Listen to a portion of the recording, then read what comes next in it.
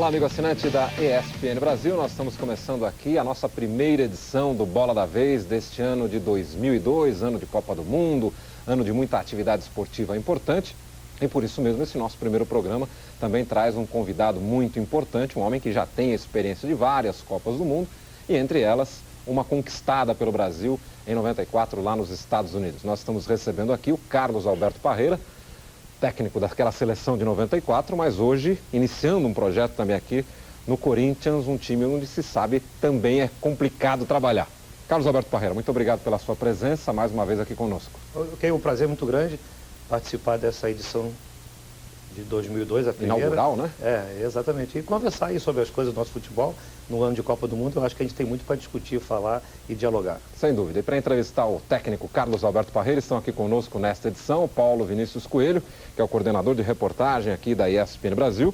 Está conosco o Fábio Roberto Sinegalia, que é o nosso assinante, está aqui representando os nossos assinantes. Mário Henrique, que é do Diário Lance, vai participar dessa nossa entrevista. O Paulo César Vasconcelos, comentarista aqui da casa e chefe do nosso escritório do Rio de Janeiro. Está aqui o Marcos Caetano, que é lá do portal Terra, da internet. E está aqui também o de Noel Marcos de Abreu, do jornal O Estado de São Paulo. Então, antes de a gente colocar o Parreira aqui no nosso paredão, vamos dar uma olhada nessa carreira, rever o perfil do Parreira de passagens tão importantes no futebol. Confira aí. Certa vez perguntaram a Carlos Alberto Parreira por que a seleção brasileira não dava espetáculo. Resposta do carioca do subúrbio de Campo Grande: futebol hoje é eficiência. Pouco antes da Copa de 94, ele mandou mais uma: viemos para ser tetracampeões. E quem tem esse objetivo pode até jogar feio, mas tem que vencer. Esse estigma Carlos Alberto Parreira carregou durante muito tempo. Foi campeão mundial com uma seleção que não convencia os críticos. Respondeu alegando que os saudosistas estavam fora da realidade.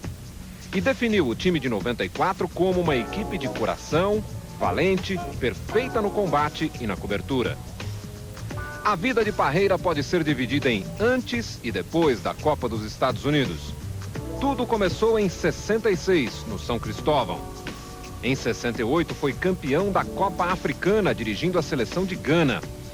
Estudou na Alemanha e na Inglaterra e em 69 foi para o Vasco. Em 70 estava na comissão técnica da seleção tricampeã do mundo. E ficou até a Copa seguinte, na Alemanha, em 74. Depois levou o Kuwait à Copa de 82 na Espanha. Quando saiu do Oriente Médio, assumiu pela primeira vez a seleção brasileira, substituindo Tele Santana. Fez 14 jogos como treinador da seleção em 83. Perdeu a Copa América e logo depois pediu demissão da seleção do Brasil. Mas na Copa da Itália, lá estava ele de novo com uma seleção do Oriente Médio, os Emirados Árabes. Em 90 veio para o futebol paulista, herdando o Bragantino, que havia sido vice-campeão um ano antes, com Vanderlei Luxemburgo. Em 91 voltou à seleção brasileira, que comandou até a conquista do tetracampeonato nos Estados Unidos. Depois do título mundial, Parreira voltou à vida de cigano do futebol. Valência da Espanha, Fenerbahçe da Turquia, São Paulo por 2 meses, Metro Stars dos Estados Unidos e a seleção da Arábia Saudita no Mundial da França.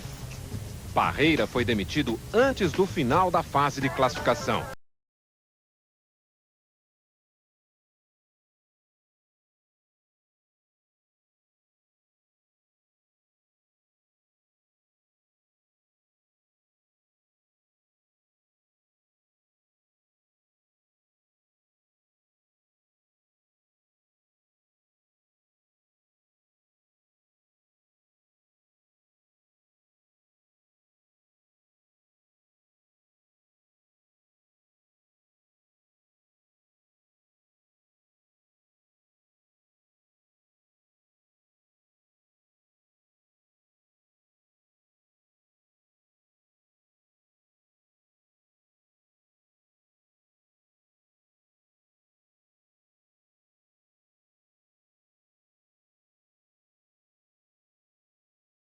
Parreira, você está praticamente aí no pontapé inicial desse seu novo trabalho no Corinthians, e eu diria que você já teve alguns desafios espinhosos aí pela frente, como por exemplo pegar um Fluminense, disputar um campeonato da terceira divisão, ou então assumir uma seleção brasileira com a responsabilidade de brigar por uma Copa. Esse desafio do Corinthians é tão grande quanto esses anteriores, ou quem já passou por isso tira de letra?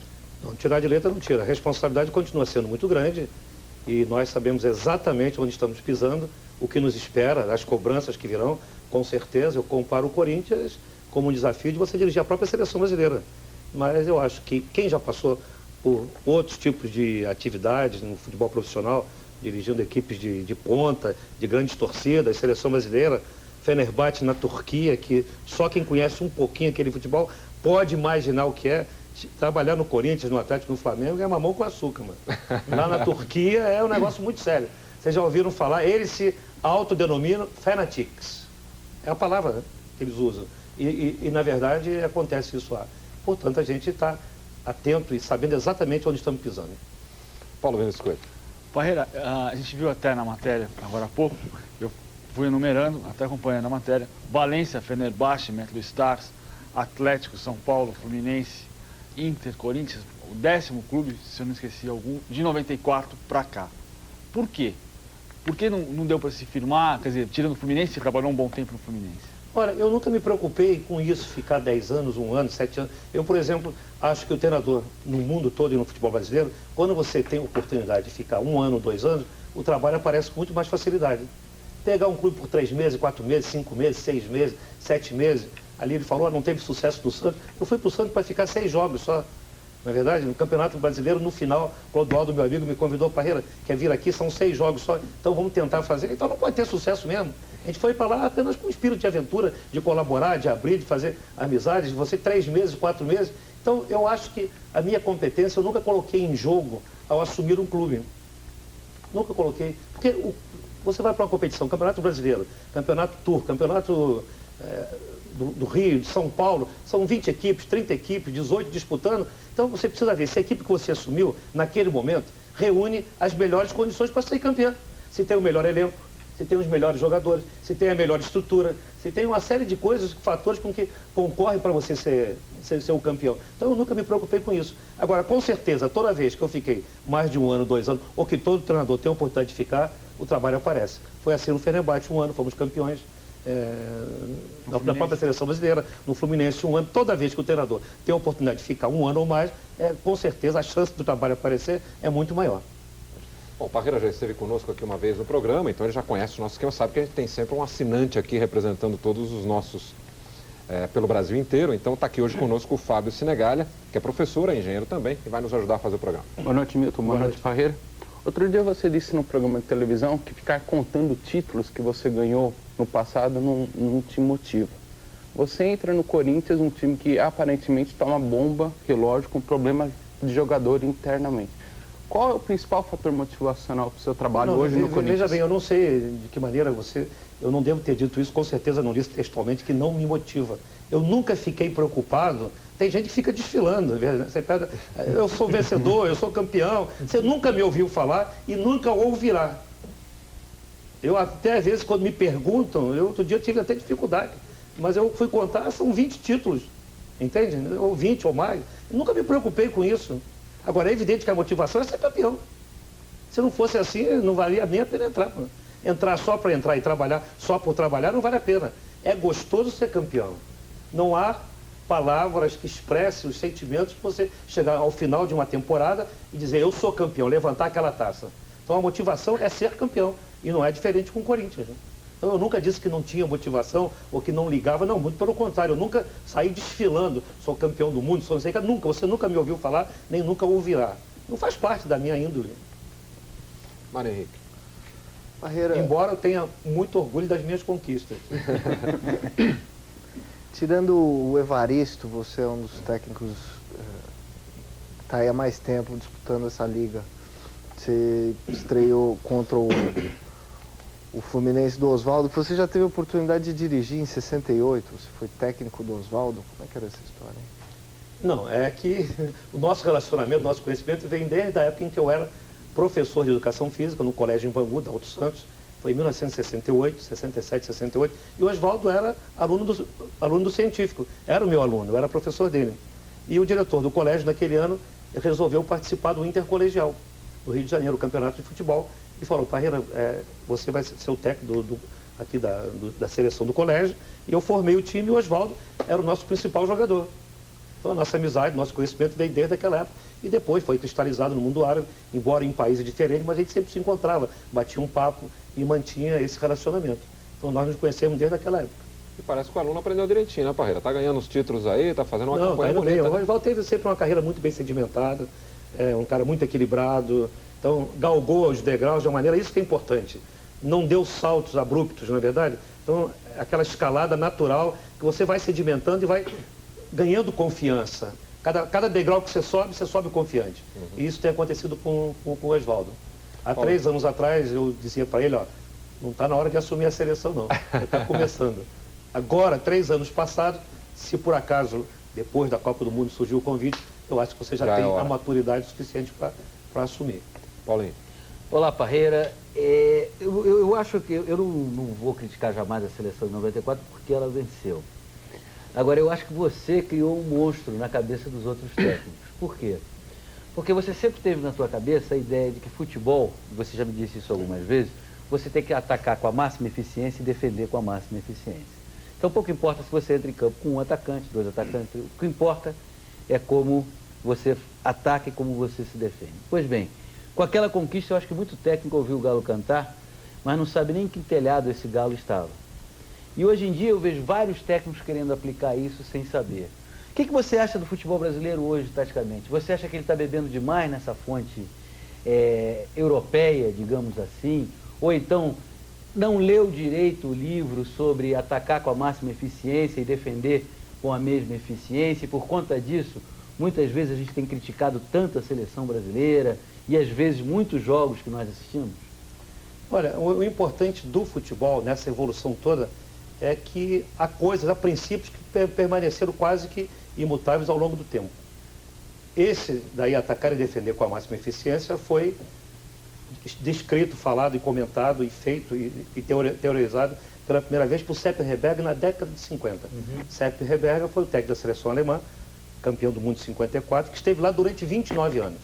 Foi o pai de toda aquela escola europeia de treinadores. Então ele disse que o futebol moderno se caracterizava exatamente por isso. Por uma equipe saber jogar, atacando e defendendo com a máxima eficiência durante todo o tempo. E vai por aí coisas lindas que ele falou, independente, um time vai para campo, jogar o seu próprio jogo, sem se preocupar com o adversário. Vai para campo impor a sua maneira de jogar. E o futebol nada mais é do que uma equipe tentando impor a outra o seu estilo. Por isso é que eu acho que nós temos que ter o nosso estilo, a nossa maneira de jogar. Mas você não acha que eu tentar... Não, exato. Então, veja bem. Então, quem conseguir chegar próximo disso, eu já estou há 20 anos falando isso aí. Até hoje eu não consegui, não é nenhum desafio. Eu sempre falo, quando vou fazer uma palestra, se alguém souber um conceito mais moderno do que esse, mais atualizado, me passa que eu quero trocar, mano. Mas não existe. Ele é perfeito. Ele nasceu perfeito, na essência. E o futebol nunca vai mudar nesse aspecto. Cada vez mais você vai chegar nisso aí, atacar e defender com a máxima eficiência. Isso independe se é uma escola africana, brasileira, argentina, alemã, russa, italiana, independe. Independe se é a primeira, se é a segunda, se é a terceira divisão. Independe se é 3-5-2, 4-4-2, 4-3-3. Independe se é marcação por zona ou marcação homem. Independe se é a terceira, segunda ou primeira divisão. Isso é a essência do futebol. Quem chegar próximo disso está perto da vitória. Eu acompanhava até com interesse ali, dizendo que eu disse que ia jogar feio. Eu nunca disse que a seleção jogou feio. Foi criado pela imprensa, depois da vitória. O importante é que antes, durante a eliminatória, durante a Copa, eu nunca li que o time estava jogando feio. Depois que ganhou a Copa, ganhou, mas não convenceu. Jogou feio. Quem foi que disse isso? Eu nunca declarei isso. O time jogou feio. O time jogou de uma maneira organizada. Defensiva, a seleção nunca foi defensiva. Ela foi organizada. Agora eu vou me preocupar em ficar explicando, para quem não entende, a diferença entre organizado e defensivo. Aquele time era organizado em campo. Cada um sabia o que fazer exatamente. Mano. O que é totalmente contrário, diferente do que ser defensivo. Um time que tem Jorginho do lado, que tinha Leonardo, Branco, depois Bebeto, Romário, o time não pode ser nunca defensivo. Era um time que sabia fazer esse futebol que a gente tentou tentou colocar em prática, defender e atacar com a máxima Mas aí você eficiência. não acha que veio depois os outros ficaram, outros técnicos, vendo o resultado que a seleção obteve, ouviram esse galo cantar, mas sem saber aonde, e aí... Não, eu acho que quando você olha hoje no Campeonato Brasileiro, o último que foi disputado agora, eu vi muitas equipes bem organizadas, todo mundo já partindo por esse princípio, procurando defender com 6, 7, 8 jogadores, procurando jogar em velocidade, uma participação maior de toda a equipe. Eu acho que nesse aspecto nós estamos indo bem. Marcos Caetano. Parreira, o Maradona, naquelas brigas que ele tinha lá com o Julio Grondona, lá da seleção, da Federação, Associação Argentina, né, de futebol, querendo ser escalado, ele sempre dizia assim, olha, a seleção é do povo, a seleção não é do presidente da federação, a seleção não é do técnico, a seleção é do povo. Era uma frase que ele usava muito lá na Argentina. E eu vi, vendo as imagens que foram apresentadas aqui no início, eu vi uma imagem muito bonita que sempre me chamou a atenção quando você conduz lá a taça, né, a Copa do Mundo, e você entrega a taça para as pessoas e olha, pode tocar que é nossa. Eu lembro exatamente o que você dizendo. Aquilo foi no momento. Pode tocar que é nossa. Ou seja, espontânea. manifestando aí uma preocupação de que, olha, a seleção é de todo mundo, não tem um dono. Você acha que a seleção que está jogando hoje é a seleção que o Brasil quer? Essa é a seleção do povo, para usar a expressão do Maradona? Olha, dificilmente o treinador vai bater 100% com a seleção do povo. Você sabe que há muitas implicações regionais, bairristas e uma série de outras coisas. Então, eu me lembro mesmo em 93, em 92, em 91 e em 94, as pressões que nós sofrimos para levar jogadores que depois o próprio tempo se encarregou de mostrar que não eram jogadores talhados para a seleção brasileira. Não vou citar nome até pelo respeito que eu tenho pelos profissionais que não tinham nada com essa história. Eles entravam de gaiato no bairrismo, na pressão que faziam sobre eles. Então, aquela seleção, com certeza, não era a seleção do povo. Eu acho que não tem que ser a seleção do povo. Existe que o povo é muito manipulado pelo que ele ouve, pelo que ele vê. Me perguntaram lá, o que você acha do torcedor? É uma caixinha de ressonância, mano. O torcedor vai para o estádio com o radinho, ele não acredita que ele está vendo. Ele precisa ouvir o que estão dizendo para ele. Ele está com o radinho, está jogando bem, ele não tem opinião própria. Ele vai saber se está jogando bem ou mal pelo que ele está ouvindo, mano. Então a seleção, então o povo, a opinião do povo é muito manipulada. Os meios de informação são muito fortes, a mídia é muito forte. E faz sentido um jogador como o Romário ficar fora da seleção, por exemplo? Esquece a seleção do povo, vamos falar na seleção do país. Não, mas o Romário não ia ficar fora da seleção. Não, estou falando dessa situação atual. O Romário hoje é um caso especial, até pela idade dele, a dificuldade que ele tem em acompanhar um treinamento, disputar uma Copa do Mundo. Mas hoje o treinador da seleção brasileira, eu acho que para o primeiro jogo, é uma opinião pessoal, não é nada de forçar, para o primeiro jogo teria que convocar o Romário. Pela boa passagem, ele foi artilheiro do Campeonato Brasileiro. Sem jogar a segunda fase. Sem jogar, até para começar esses jogos amistosos, até por uma questão de... A não ser que ele realmente não queira levar o Romário por uma série de razões, até para começar um trabalho, o Romário acho que teria que ser convocado, pelo menos para o primeiro jogo. Se vai continuar ou não, se vai conseguir manter o ritmo, é outra história. De novo. Parreira, boa noite. Você está assumindo o Corinthians, acho que na pior fase do Corinthians nos últimos 10 anos, mais ou menos. A crise lá realmente é muito forte, a gente tem acompanhado o Corinthians no dia a dia. O elenco está ainda sentindo os efeitos do episódio Marcelinho e a torcida está revoltada com a diretoria e ainda sentindo a saída do Luxemburgo. Claro que você não tem nada a ver com isso. E tanto que foi só o Vampeta chegar e falar no nome do Marcelinho, que é seu pacificador, já criou uma desavença lá. Eu senti ontem lá no campo. Pois é. O time já, então, a torcida já se manifestou antes do jogo começar. Antes do jogo começar. E você vê que a torcida está protestando, até na Taça São Paulo de junho, fora da Citadina, queria um estádio, quer dizer, virou isso aí uma marca registrada da torcida. E a diretoria não tem dinheiro para fazer grande investimento, a própria Henrique Mil já está querendo até vender o Luizão a qualquer momento para tentar recuperar alguma coisa e tal. Com toda essa situação, que perfil que você quer dar para esse time do Corinthians? Um time brigador, técnico? Como é que você vai tentar agradar todo mundo? Eu acho que, eu estava lendo hoje, não sei onde foi uma revista, uma Veja que me deram, de 1974, comentando a Copa do Mundo quando terminou, né? E aquele escritor que escreveu A Laranja Mecânica dizendo que o futebol é igual à linguagem. É a característica de um povo. Por isso, cada povo tem que ter a sua linguagem, o seu futebol, o seu estilo. Não adianta querer impor a uma seleção brasileira, a uma seleção alemã, italiana, um estilo que não é próprio dela. É como a linguagem, ela é peculiar. O brasileiro, o português é diferente do brasileiro que se fala em Portugal e o brasileiro que se fala aqui, o português que se fala aqui. Então é a linguagem própria nossa. E eu acho que o Corinthians tem essa característica. É um time brigador, é um time técnico, um time que tem que ser aguerrido. Não adianta o treinador chegar aqui e querer mudar essa característica. Então, essa tem que ser mantida. Esse aguerrimento, esse espírito de luta. E, evidente, dentro do meu trabalho, da minha filosofia, botar o time nos parâmetros que eu quero. Um time organizado e tal, mas sem perder a qualidade técnica. Por isso eu acho que jogadores como o Ricardinho, é importante que ele fique na equipe, um jogador diferenciado, um jogador que tem um toque maravilhoso. O Luizão, é importante que ele fique, a gente não quer que eles saiam, porque eles vão fazer diferença muito grande, mano. Então eu acho que a qualidade do time é boa. Falta talvez um ponta de lança, o Luizão vai para a seleção, ele tem se contundido com frequência, talvez trazer mais um jogador de área, mais um organizador de jogo pelo lado direito, um lateral direito que a gente está tentando encontrar o jogador para assumir aquela posição de vez e terminar com as improvisações. Tem o Ângelo, que é muito jovem ainda, mas tem um potencial muito grande.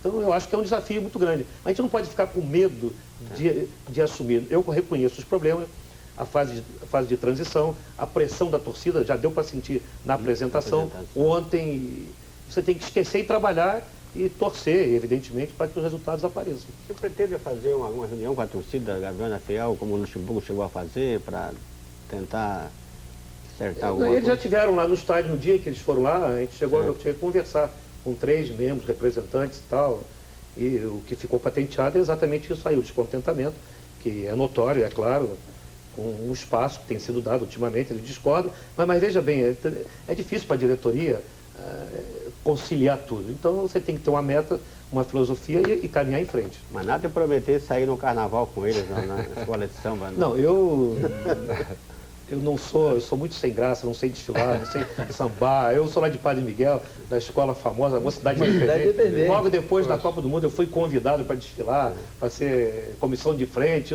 Olha, muito obrigado, mas eu morro de vergonha. Você chega no Gavião, já atravessa o samba dele, aí o negócio complica, não tem jeito. Parreira, Isso aí não se preocupe. Quando você respondeu aqui para o Paulinho a respeito do Campeonato Brasileiro, você falou que viu muitos times organizados durante a disputa do campeonato. Muito bem organizados. Muito bem organizados. Agora, mesmo aqueles que não te apreciam, não acham uma maravilha você como treinador, identificam em você um estudioso. Você é um cara que se dedica a estudar o futebol, conhece o futebol internacional, enfim, tudo que se faz, você está sempre atualizado, né? Porque é uma coisa que a gente cobra muito dos técnicos aqui no Brasil. Te surpreendeu ver no Campeonato Brasileiro muitos times jogando com 3 zagueiros, que não é uma coisa tradicional no Brasil? Quer dizer, até o campeão acabou sendo um time com 3 zagueiros? Pela primeira vez, na verdade, continua surpreendendo. Vem cá, essa luta de sistemas, de filosofia de jogo, de distribuição é muito interessante. O 4-4-2, sem dúvida alguma, é o sistema de jogo com a maior duração na história do futebol. Ele começou em 66 e está até hoje. São praticamente 35 anos, nem o WM durou tanto. E agora, de 84 para cá, de 82, o 3-5-2. E teve o seu momento de glória na Copa de 90, foram 70% das equipes jogavam dentro do 3-5-2. Copa do Mundo horrorosa. Em 94, os 3 primeiros foram no 4-4-2, marcação por zona 4-4-2, Brasil, Itália e Suécia. E agora, na próxima Copa, já vai se delinear um equilíbrio entre o 3-5-2 e o 4-4-2. Mas te surpreendeu ver no Brasil tanto time com 3 zagueiros? Surpreendeu porque eu acho que, de um modo geral, os treinadores brasileiros não estão ainda com a experiência necessária, não viram o bastante para chegar e empregar.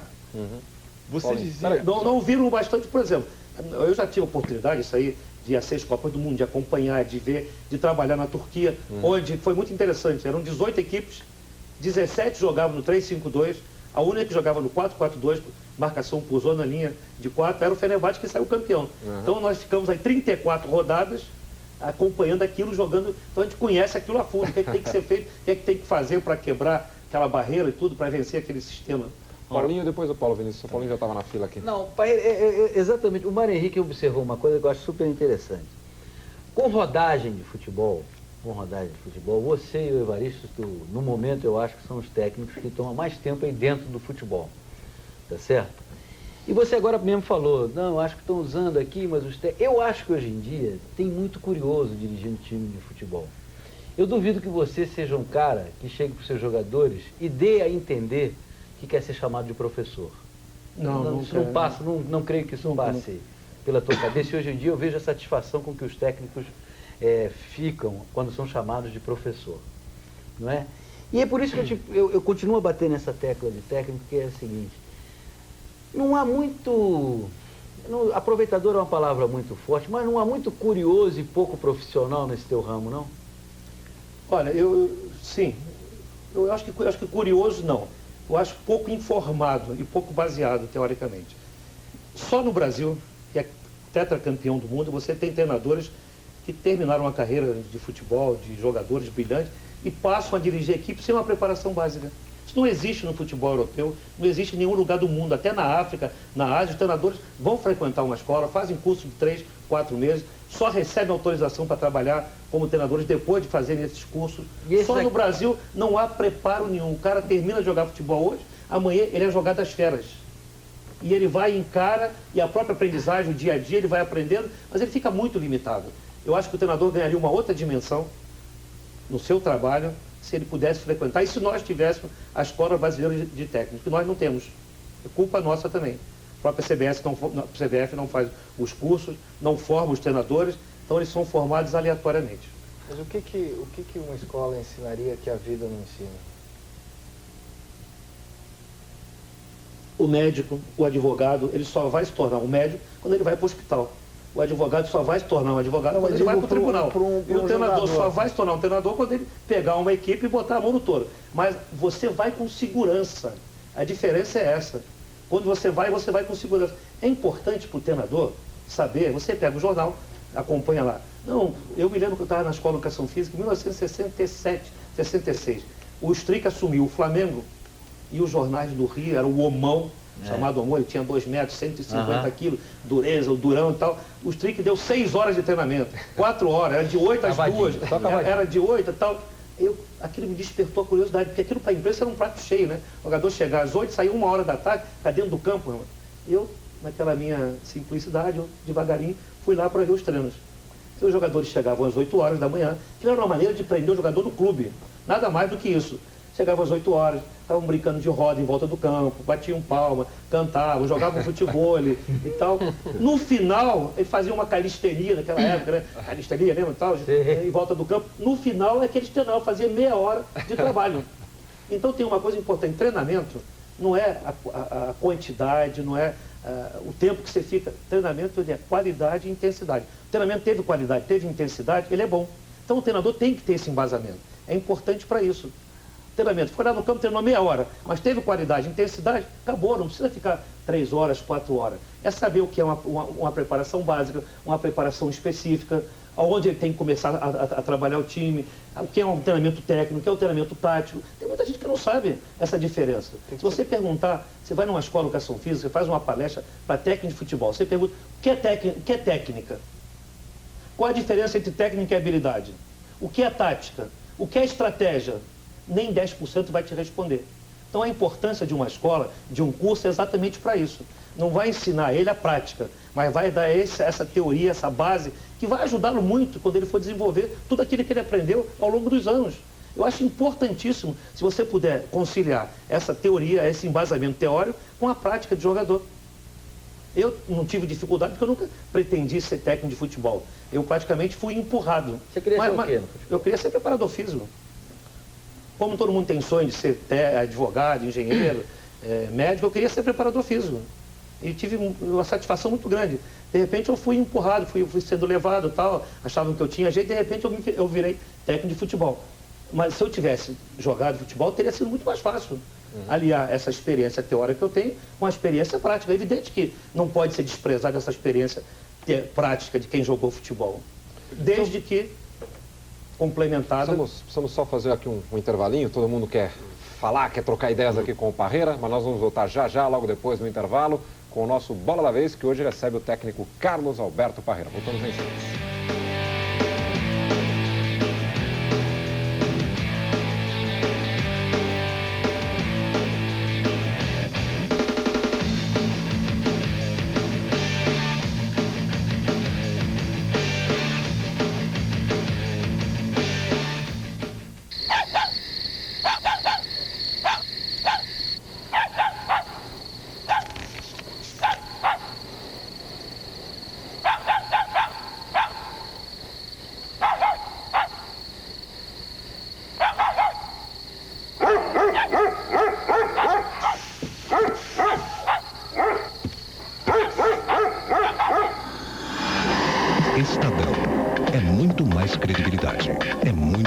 jornal.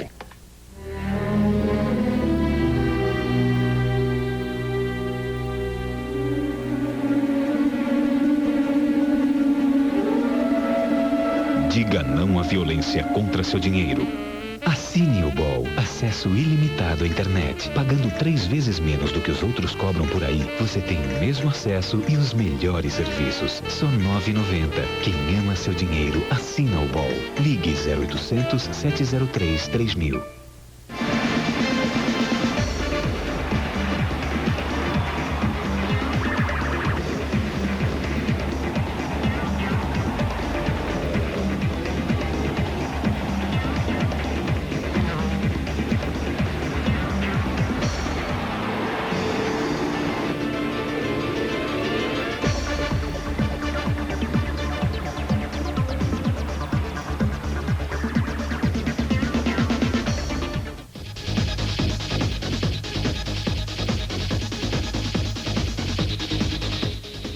Copa São Paulo de Futebol Júnior. Neste domingo, à 1h15 da tarde, abre o jogo e às 2 horas, São Paulo e Cruzeiro, ao vivo pelas quartas de final. Na ESPN Brasil.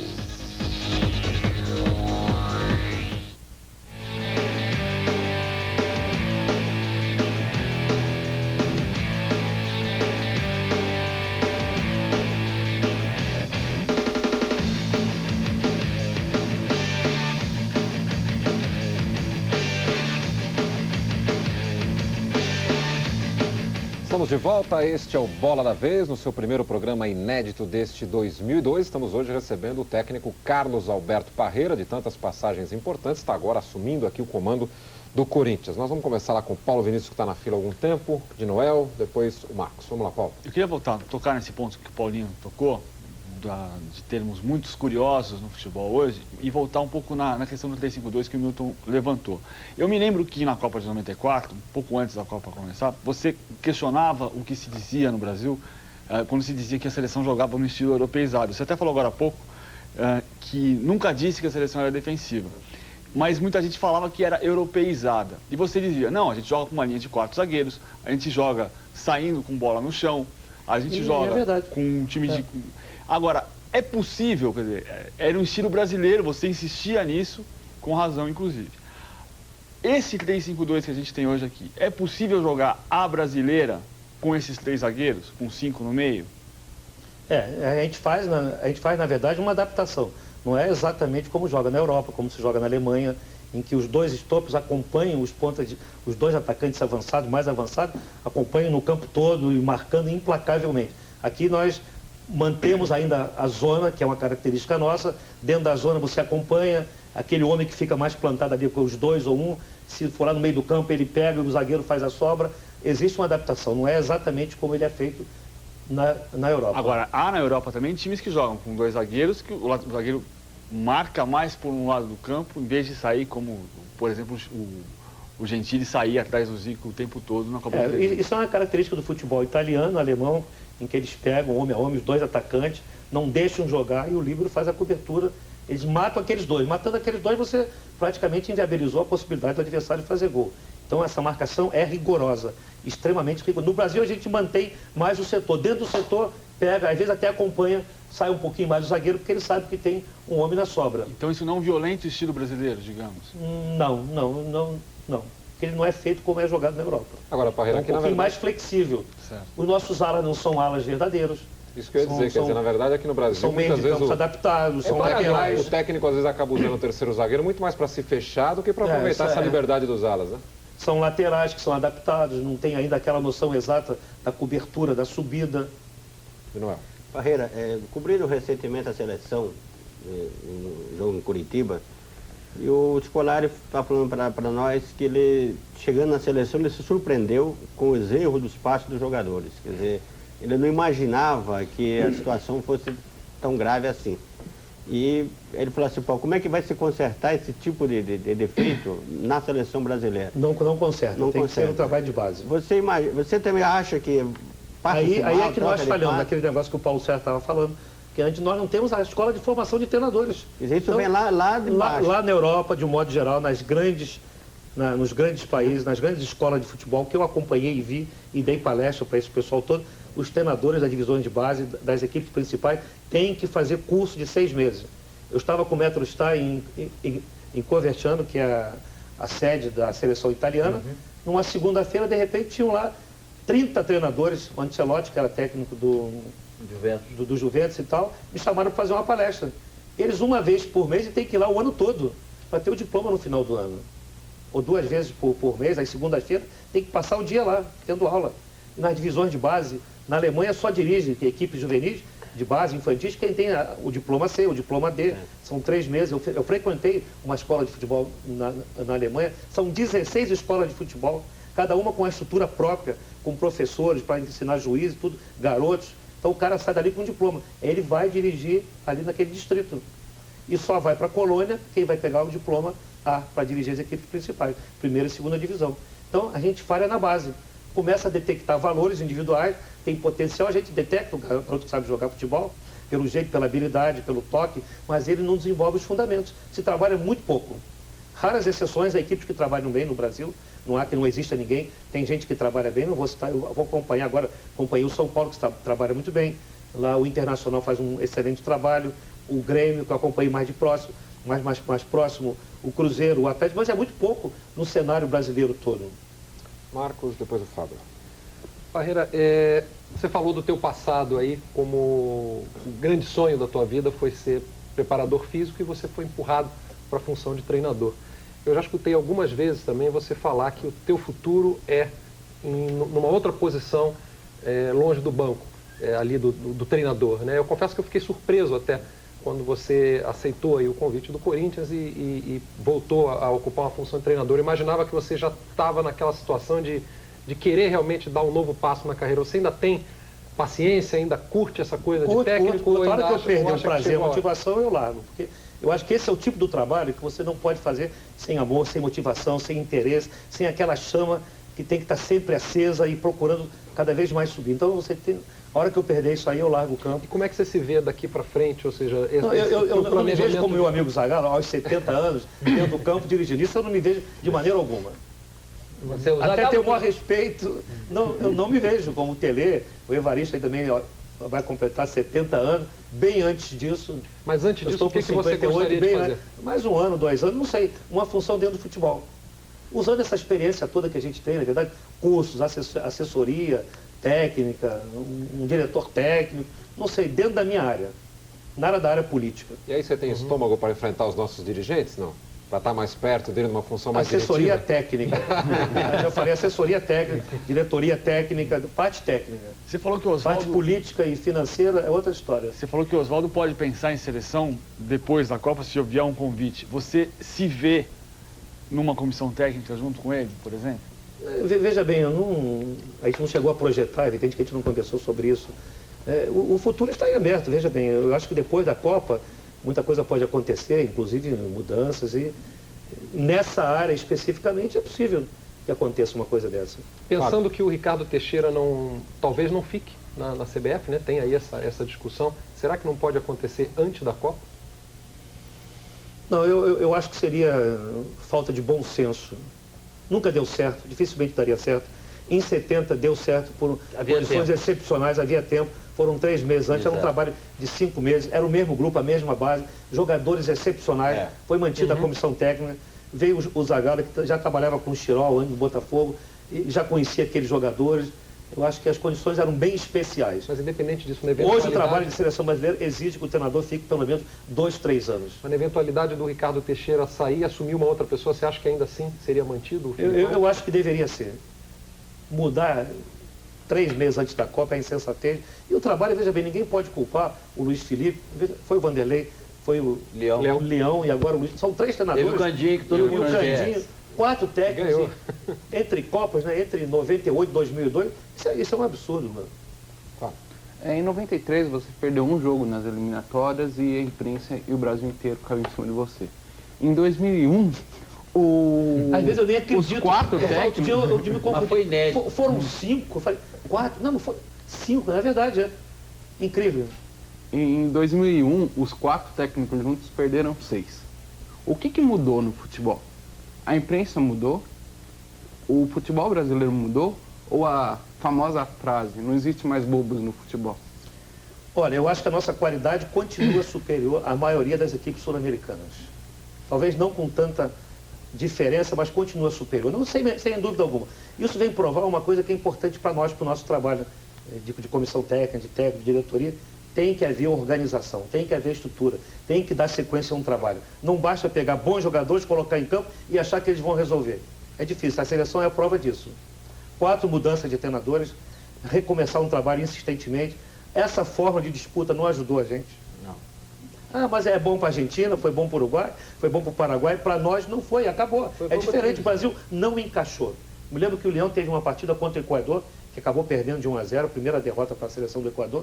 Os jogadores chegaram na segunda-feira, viajaram, chegaram no Equador na terça, fizeram um treino, jogaram na quarta e na quinta estavam de volta para a Europa e para o Brasil. O Leão falou, não viu os jogadores, ninguém conversou, fomos lá, perdeu e acabou. Então não houve um encaixe, não houve aquela coisa de interagir com o grupo. Agora, Parreira, uma coisa, todo técnico, e o técnico de seleção, geralmente, quer dizer, ele é chamado de burro, mas uma das coisas que ele é mais chamado também é de teimoso, né? O Luiz Felipe Scolari, depois do primeiro jogo contra o Uruguai, que o Brasil perdeu de 1-0, ficou profundamente arrependido porque ele tentou deixar de ser Luiz Felipe ali e depois se arrependeu porque ele acha que ele tem que ser Luiz Felipe, que foi assim que ele venceu, coisa e tal. Você nunca deixou de ser Carlos Alberto Parreira enquanto você dirigiu a seleção brasileira. Agora, eu queria saber o seguinte, o que separa a perseverança da teimosia? Porque quando você sacou, percebeu, e até pegando aqui carona na pergunta que o Marcos fez no primeiro bloco, que o Romário seria importante para a seleção brasileira, você não só o colocou na seleção brasileira, como na Copa de 94, você soube conviver muito bem com ele, com todas as idiosincrasias que o Romário tem, com todos os hábitos que alguns podem considerar estranhos ao grupo ou nocivos ao grupo. Tudo isso foi muito bem administrado e o Brasil conquistou a Copa do Mundo e o Romário jamais falou um ai sobre ambiente e sobre seleção brasileira. Então eu quero saber o seguinte, porque o que eu percebo do Luiz Felipe em relação ao Romário é uma teimosia, não é uma perseverança, não é seguir um caminho. Você acha, como é que se separa isso o meu objetivo é esse e eu conto com esses jogadores para esse objetivo? Nisso aqui eu vou ser teimoso, vou ser turrão e não vou aceitar. Olha, a gente costuma configurar a teimosia quando você busca caminhos, as coisas dão errado e você persiste da mesma maneira. Quando o resultado não aparece, você tem que mudar alguma coisa. Não é mudar o objetivo final, tem que ser o mesmo. Tem que mudar o procedimento. Então você deixa de ser teimoso e busca caminhos diferentes. Não convocar o Romário para o primeiro jogo da seleção esse ano é uma teimosia. Não sei, eu acho que não. Talvez até uma convicção. Eu acho que o treinador tem que ter convicções. Tem que ter uma convicção, acreditar em determinado jogador e pronto, e morre com ele. Morre abraçado. No caso do centroavante, ele não está acreditando em jogador nenhum. Já tentou Jardel, já tentou Luizão, já não é que ele não esteja acreditando, né? Eles não estão correspondendo ao que é esperado, é diferente. Mas essa tentativa é exatamente porque não estão correspondendo. Não. Vem um Jardel, vem um outro e ninguém está correspondendo. Então ele está com dificuldade. Qualquer um estaria nesse momento. Então eu acho que o Luiz Felipe, com relação ao Romário, ele tem que estar convicto que ele quer o Romário. Isso é o mais importante. Você acha que ele conseguiria administrar? Você conhece o Romário muito bem, porque você ficou lá. O Romário não dá trabalho, veja bem. Exato, eu também acho que não. Num ambiente em que ele se sinta bem, respeitado, ele desenvolve e não atrapalha ninguém. Pelo contrário, os jogadores adoram o Romário. Ele é mais do que ninguém um jogador do grupo. Simples, convive bem, na simples. carreira. Ele não... 2 ou 3 técnicos. E a Copa do Mundo, veja bem, Paulo, são 3 meses, o cara sabe que ele está jogando a cartada da vida. Pergunte a qualquer um que participou, seja lá dirigente, massagista, médico, jogador, treinador, preparador físico, se não faria tudo para voltar a ser campeão do mundo novamente.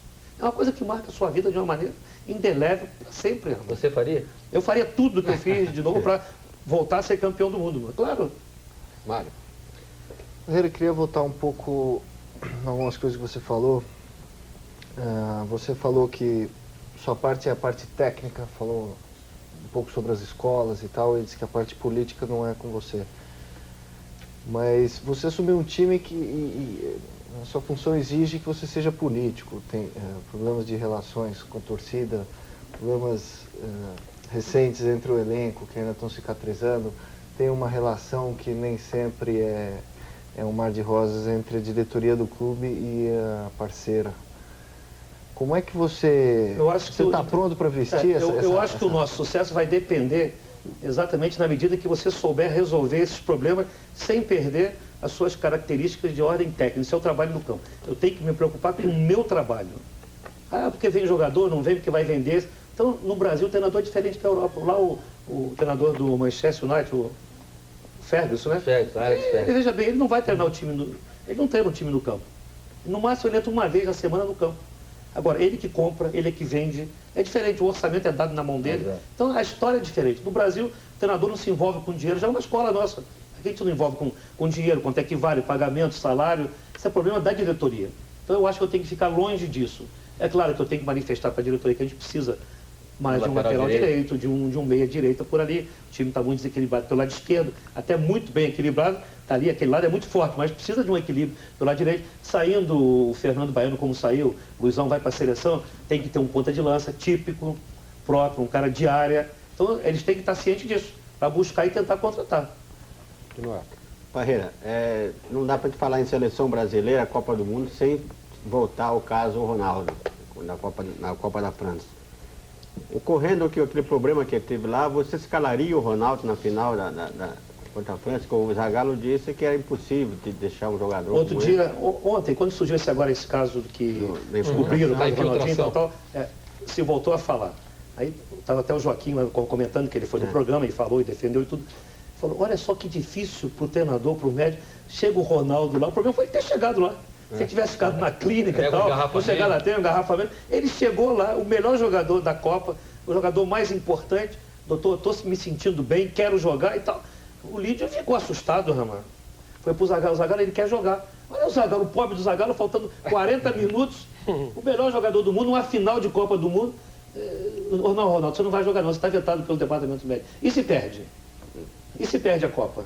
Então eu acho que nenhum treinador teria uma posição diferente do que o Zagallo teve. Você não acha que isso tem muito a ver com o fato... Eu acho que eu não teria também. Você não acha que isso tem muito a ver com o fato que até hoje a gente não consegue aceitar uma derrota numa final de Copa? Não seria isso?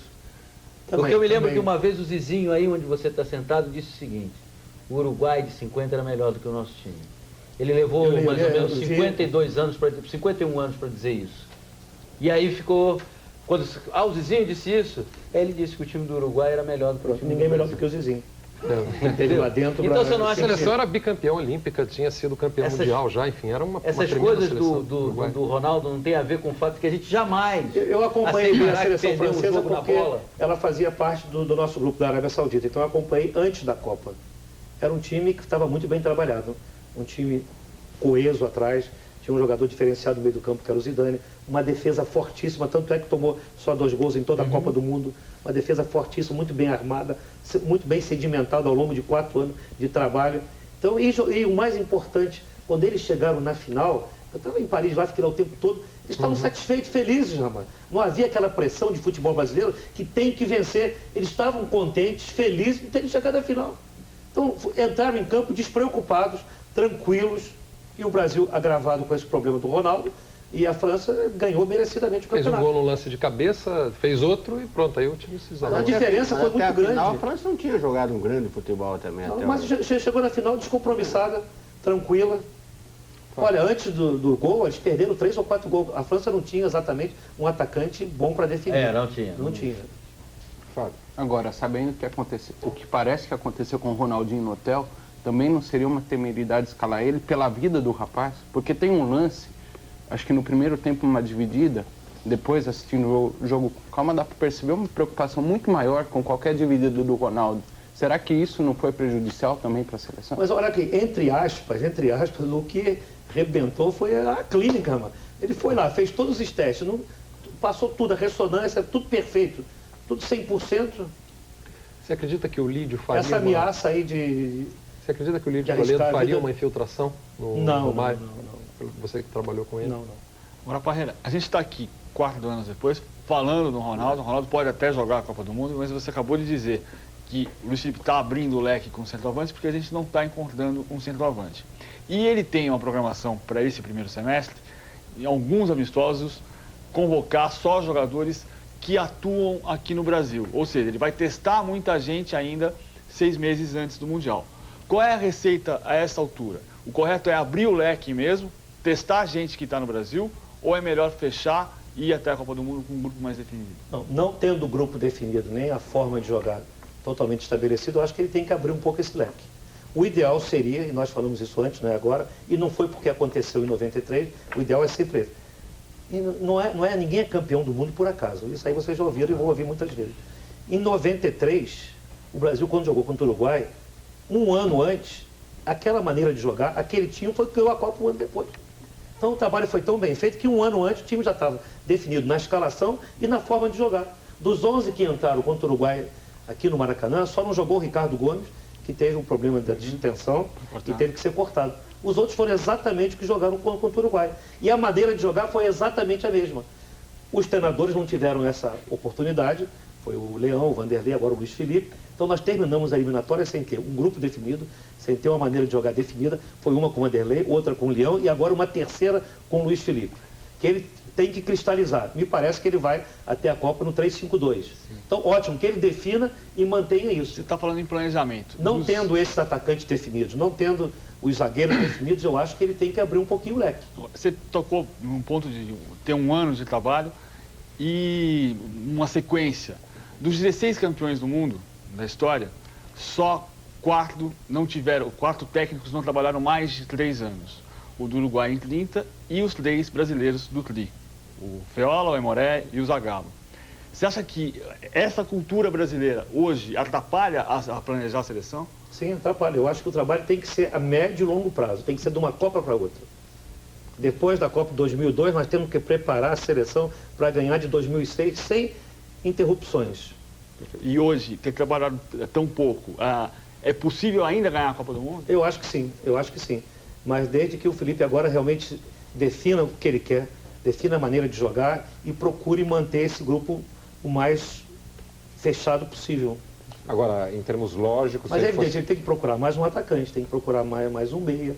Isso aí tem que Agora, procurar. Se a gente fosse fazer uma análise fria hoje, o Brasil corre muito por fora nessa Copa, porque você mesmo acabou de dizer que ninguém é campeão por acaso. Quer dizer, só o acaso leva o Brasil ao título. Não, nós vamos nos valer da história, das 4 conquistas, da camisa amarela e da qualidade do nosso jogador e da experiência internacional que algum deles tem. Não vamos negar isso. O Cafu, o Roberto Carlos, o Rivaldo, o Emerson, que estão lá na Europa já há bastante tempo. Então, nós vamos nos valer muito e torcer para o Ronaldinho voltar. Esse vai ser o grande diferencial. Ronaldinho informa, ele impõe respeito aos adversários. Vamos torcer para que essa recuperação dele se dê, se processe de uma maneira que ele possa jogar a Copa, que ele é a nossa grande esperança. A camisa do Brasil ainda vai pesar muito nessa Copa? Eu acho que pesa. O Brasil, foi só o Brasil se classificar que mudou na Europa em relação ao Brasil. Ninguém falava, todo mundo fazia pilhéria com a seleção. Classificou, o Brasil já está sendo cotado para ser campeão do mundo. Já está sendo respeitado. É uma tradição, são 4 campeonatos do mundo. Marcos. Para falar de tática, o Brasil joga com 3 zagueiros, 2 laterais, típicos laterais brasileiros, que apoiam, mas que também tem, e o caso do Roberto Carlos e do Cafu tem essa característica também de marcação. 2 cabeças de área bastante toscos, no sentido de jogarem realmente só na defesa. E os atacantes, que seriam atacantes, você tem ali o Edilson, que não chega a ser um atacante, o Marcelinho Paraíba, que às vezes entra, que não chega a ser um atacante, e o Rivaldo. Isso é 3-5-2 ou isso é 7-3-0? Veja bem, eu entendi bem a sua pergunta e não vou falar exatamente sobre a seleção brasileira, sobre o nosso futebol, dessas dificuldades que os treinadores têm, a falta de experiência. O 3-5-2, ele não é, como muita gente pensa, defensivo. Ele é muito elástico, ele distribui bem o time no campo e dá uma força ofensiva muito grande. E, na verdade, você acaba atacando com os 3 do meio, com esses 3 atrás, com o livre e 2 stopper, você não precisa, na verdade, de 2 volantes. O que acontece na Europa, de um modo geral, com as seleções e com as grandes equipes, que esses 3 jogadores de meio de campo têm versatilidade. Os 3 saem para jogar, e saem para defender e para organizar. Então não são 3 zagueiros, né? Não são 3, são 3 jogadores de meio de campo com muita flexibilidade, com muita versatilidade. Por exemplo, o Juninho Pernambucano podia ser um ala direita, no lugar de um Cafu. Não, podia ser um meia ali, aquele meia de chegada, aquele 3-5-2, 2-1 e 2. Mas só que na Europa, esses 3, eles têm facilidade para sair. Na Copa do 3-5-2, a de 90 que você falou, o volante mais fixo da Alemanha era o Matheus. Era o Matheus e que saía. Era aquele baixinho, o Hassler, Houve Bayern, todos os três saíram. Então dá muita elasticidade ao time quando você tem. Se na verdade o Luiz Felipe procurou consolidar os resultados, com 3 zagueiros, 2 volantes, fica um time mais preso. Se quiser dar mais soltura a esse time, liberar mais, vai ter que colocar gente com mais versatilidade, com características diferentes. Aí é o treinador que vai decidir o que ele quer. Agora, já que estamos falando de Se ele quiser mais solidez, fica um time mais sólido, mas muito mais travado, muito mais preso. Algum time foi campeão do mundo jogando fechado dessa maneira? Eu acho que não. Aí você não tem aquele equilíbrio, né? Que a gente procura sempre. Pois é. Agora, já que estamos falando de Copa do Mundo, e você conhece muito bem o futebol turco, desse grupo do Brasil aí, e você, quer dizer, você conhece muito bem o futebol turco porque trabalhou lá, mas imagino que os outros 2 países também não sejam desconhecidos para você. Desse grupo do Brasil aí, você diria que a Turquia será o adversário mais difícil? Sem dúvida, é o mais difícil. Por quê? O futebol turco melhorou muito na qualidade técnica, melhorou muito porque eles começaram a importar jogadores de grande nível do futebol europeu.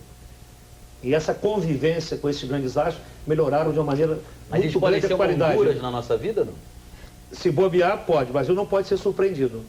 A Turquia fez 2 campeonatos europeus muito bons, não foi campeã, mas se você olhar os resultados, foram jogos todos apertadíssimos, eles não se classificaram para as finais, mas perderam ali, empatando, perdendo 1-0, 2-1. O Galatasaray levantou 2 títulos europeus de clube, tem 6 jogadores do Galatasaray que jogam na seleção. Você acha mesmo que a gente vai perder para a Turquia? Não pode perder não pode entrar achando que é um jogo fácil, só isso. Agora, o grupo é fácil. O grupo é fácil.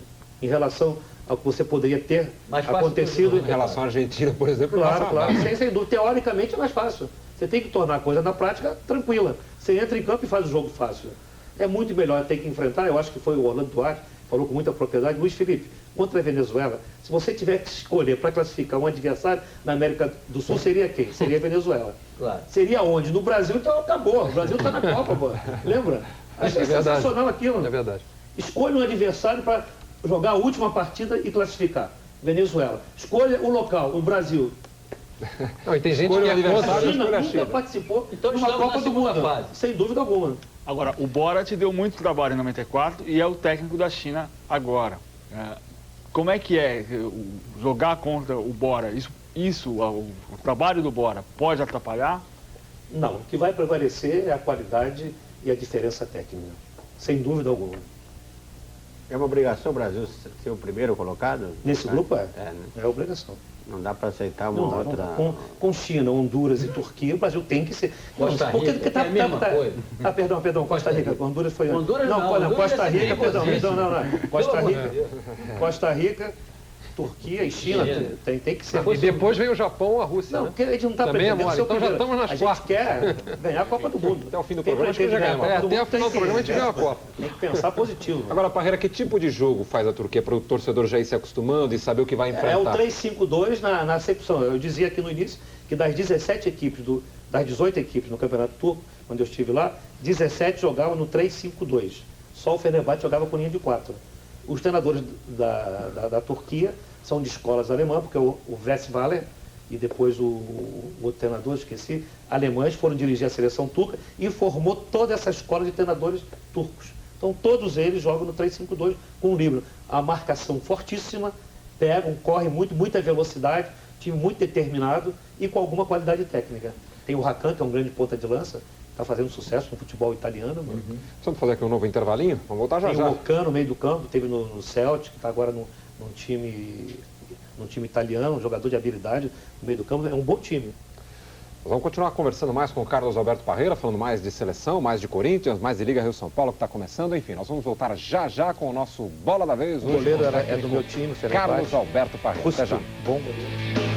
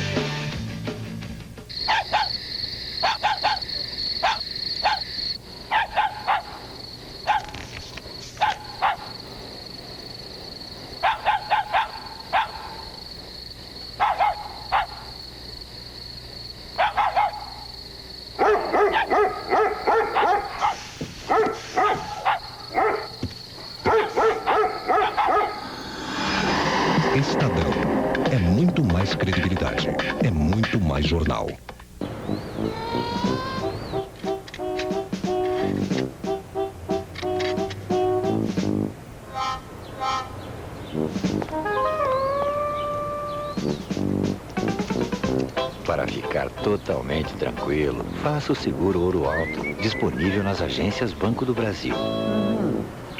Seguro Ouro Alto. O seguro completo para o seu carro. A gente garante.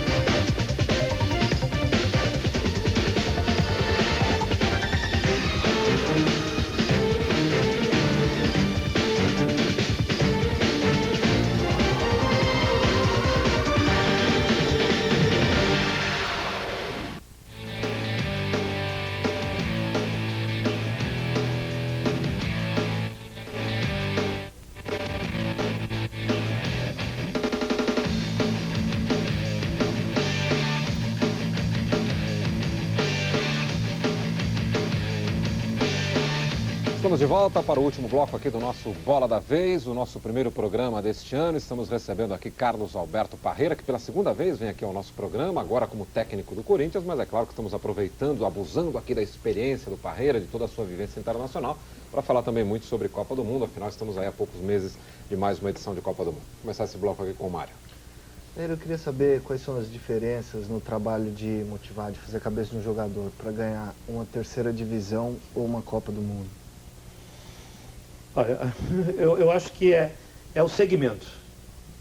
Uma terceira divisão, um clube, ele é regionalizado e tal, é a história de um clube. Com o Brasil é diferente, é motivar, ele sabe que está todo o Brasil acompanhando, é um sentimento de um povo, é uma linguagem, é uma cultura, é uma paixão nacional, além daquela, é a outra paixão nacional, que é o futebol. Então, não tem jeito, você, o jogador, já está motivado. E, evidentemente, por isso, a experiência é fundamental. Ele sofre a pressão.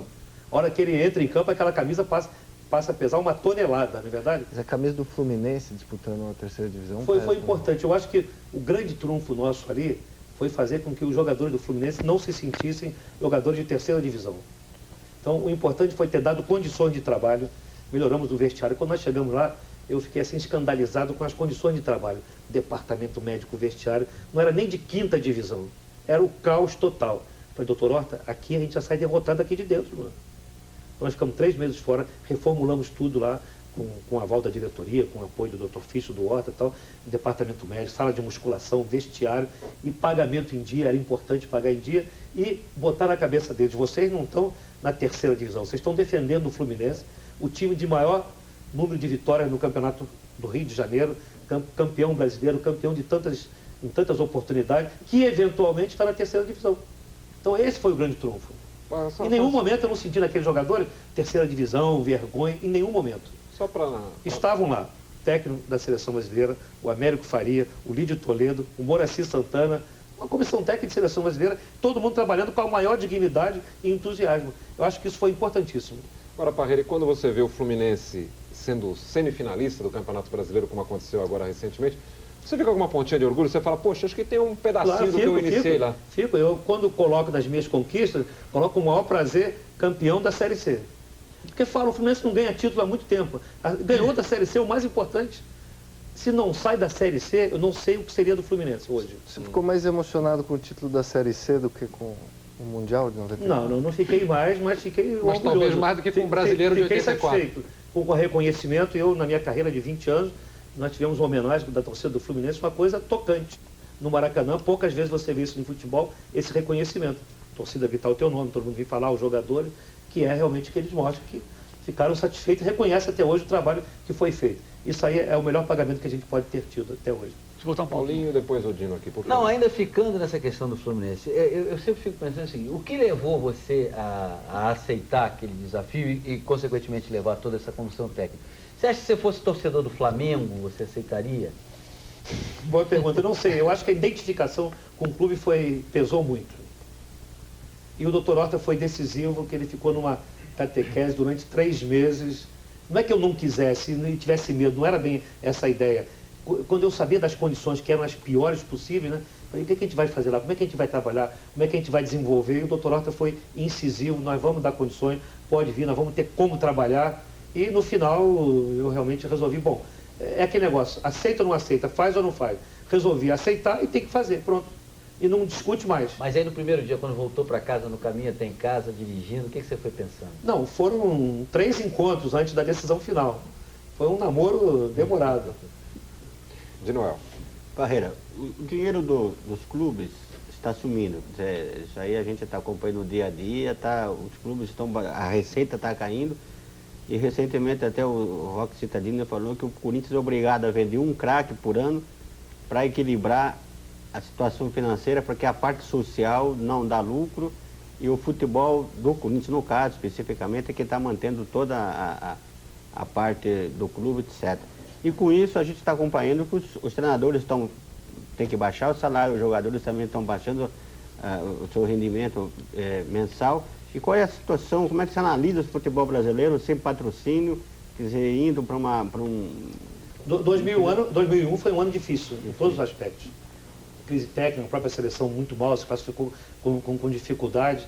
A crise financeira, a crise de moralidade, as CPIs, tudo isso aí fez com que nós fôssemos lá no fundo do poço. Mas eu acho que isso vai servir para que a gente renasça em outras condições, né? Pensando em tornar o futebol, essa fase entre amadorismo e profissionalismo tem nos causado grandes problemas. Dirigentes amadores, muita gente com mentalidade amadora, muito dinheiro que entrou que não foi bem aproveitado, não souberam usar esse dinheiro, não souberam usar esse aporte de capital que as empresas trouxeram e acabando achando que ia resolver todos os problemas, não resolveu, as empresas se recolheram, sentiram uma falta de estrutura, de organização, ninguém quer investir num ambiente desse.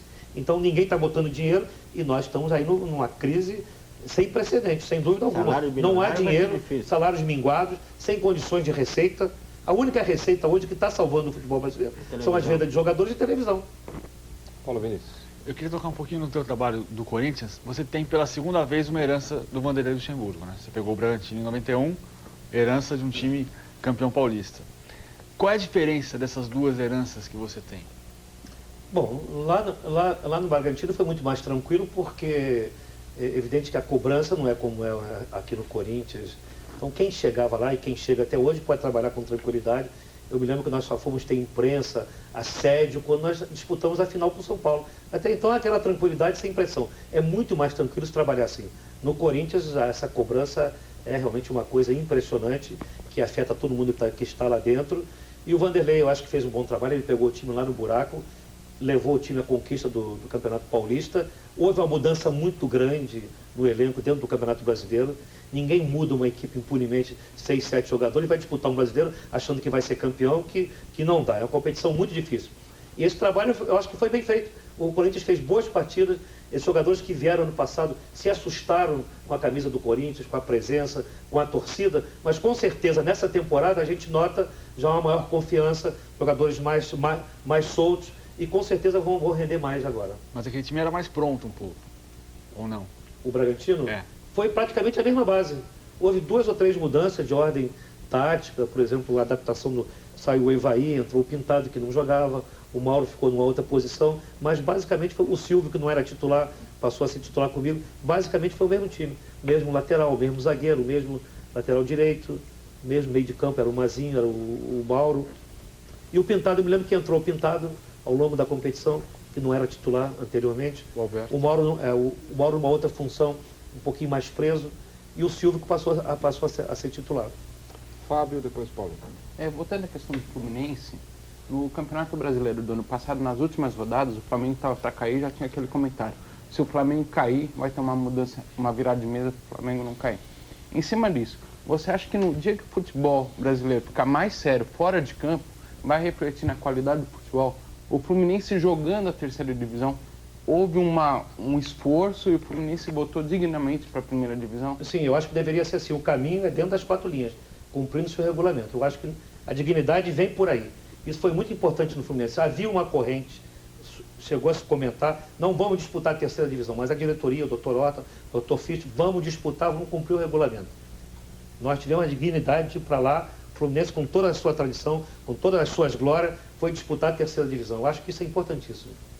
Você falou ainda há pouco dos jogadores do Bragantino. Eu te faço 2 perguntas. Primeiro, na tua opinião, quem é atualmente o melhor jogador do mundo? E segundo, qual foi o jogador mais inteligente com quem você trabalhou? Aquele que você conversou, orientou no treino e dentro de campo você ficava absolutamente tranquilo porque você o via como a tua sequência dentro de campo?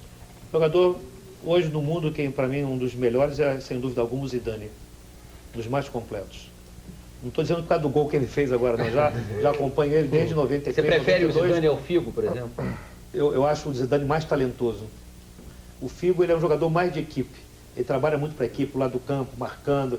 Ele faz uma assistência muito boa, passe, faz gol decisivo. Agora o Zidane é o artista, é o talento. Que trabalha para o time também, ele vem atrás, ele dá combate, ele toca bem a bola, lança bem, finaliza bem. Ele é muito mais completo. E o jogador com quem você melhor trabalhou? Eu acho que vários. Mais um assim, porque, por exemplo, o Zagallo cita o Gerson. Diz que o Gerson foi o jogador... Olha, seria até uma injustiça com todos aqueles que eu trabalhei, mas eu vou citar um que representa todo, foi o Dunga. O Dunga realmente ele tem uma qualidade tática, um conhecimento de futebol impressionante. Você provoca o Dunga, que eu vou deixar ele falar de futebol. Provoca o Dunga, como foi na Alemanha e tal, ele fala 2 horas.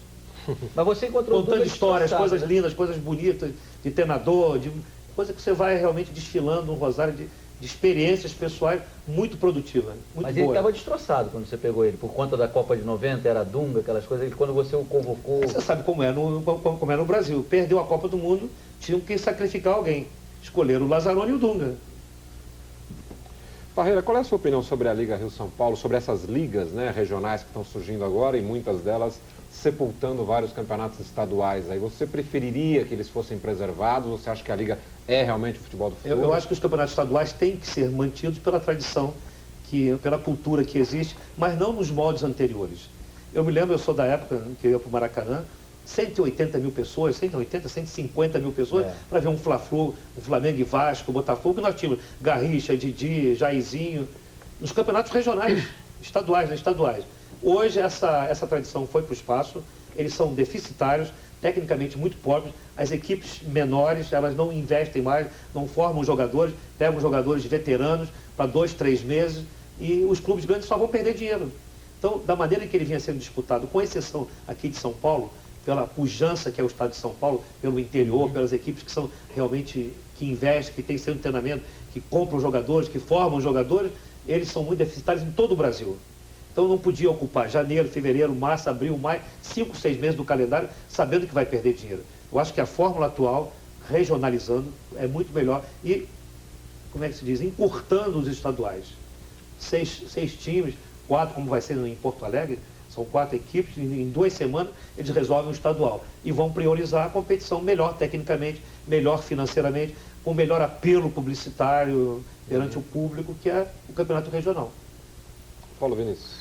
Você falou, antes do programa começar até, que não acredita em boicote de jogadores contra treinadores. Mas você teve uma passagem muito controversa pelo São Paulo, em 96, foi um espaço de tempo muito curto, e quando você deixou esse clube, o que se comentava era que, olha, jogadores do São Paulo, citava nomes até, de André Luiz, de Miller, enfim, não queriam o Parreira mais no Morumbi. O que houve de verdade nessa história? Olha, e aí, só completando, jogador derruba técnico? Não é, eu acho que o resultado é que derruba ou mantém o treinador. Você tem que ter sucesso hoje, porque a cultura é da vitória. A cultura é da vitória. Então, você perde 3 jogos, já está com a cabeça prêmio, um absurdo no Brasil. Então, o que mantém o treinador são as vitórias, são as conquistas. Mas é evidente, quando o grupo há empatia, aquela sintonia entre o treinador e o grupo, as coisas fluem com muito mais facilidade. Quando 1 ou 2 jogadores não gostam, ou você barra, ou enfrenta o jogador por uma razão qualquer, treinamento, qualquer coisa, aquele dia a dia, que influi muito mais, porque o cara só vê no dia do jogo lá, mas o dia a dia que é desgastante. É a concentração, é o treinamento, o jogador tem muito craque que está realizado, então passa a ser entediante, tem que treinar de manhã, de tarde, concentrar, esse é o desgaste, é o dia a dia. E se o treinador tem algum problema com o jogador, é claro, quando ele vai para campo, ele não vai botar a perna numa dividida, não vai correr aqueles 10% a mais, não há aquele interesse maior, e tanto faz, eu entro em campo, ganhou, perdeu, aí realmente, nesse aspecto, ele não colabora para que o treinador permaneça. Derrubar nem tanto, mas... E no São Paulo? Não sei, eu acho que os resultados é que contribuíram. E havia também, veja bem, a gente começa a analisar, parece que ele está procurando desculpa, você que trouxe o assunto. Havia a cultura do Tele que ficou 5 anos no São Paulo só ganhando. Eu me lembro que nós passamos 7 jogos sem perder no Brasileiro, Primeira derrota foi para o Guarani de 1-0. Nossa Senhora. E burro, teleu. Não, é interessante, era até engraçado. O jogador no meio de campo errava um passe.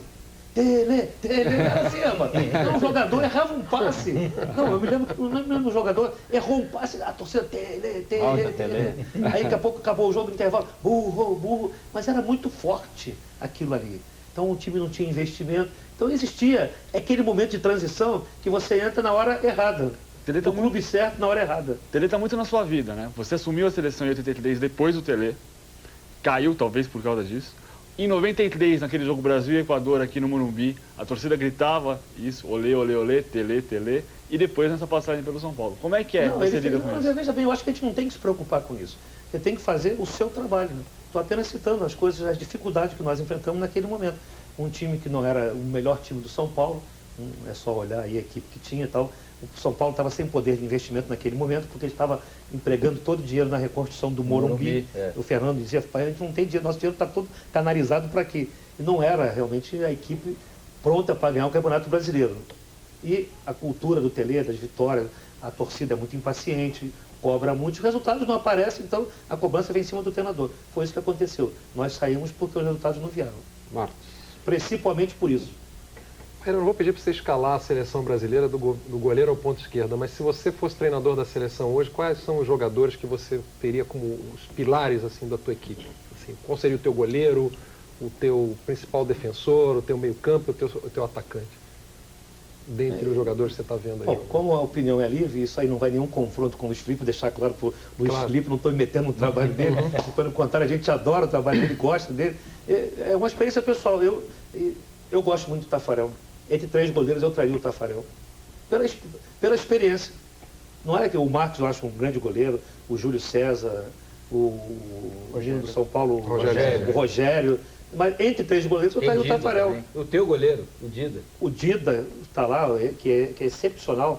O Dida está numa forma excelente. Com certeza vai dar trabalho ao Luiz Felipe, vai brigar por uma vaga. Ele está querendo, assim, a gente sente vontade no jogador, aquele tesão mesmo de treinar e de estar participante, ativo em tudo ali, mas eu acho que o Taffarel podia fazer parte de 3 goleiros aí. Cabe ao treinador escolher quem seriam os 3. Experiência é fundamental numa Copa do Mundo. O cara que não vai se intimidar com nada, já passou por aquilo tudo, já conhece a de pênalti, né? já vivenciou. Então eu acho que o Emerson, pela participação que ele teve em 98, o próprio Roberto Carlos, Cafu, esses jogadores que são pilares aí de um trabalho. No ataque. No meio campo e no ataque. Dependendo da forma do Romário, como ele tiver na ocasião da Copa, é um jogador que pode ser importante. É difícil escalar o time. Quer dizer, os titulares serão esses.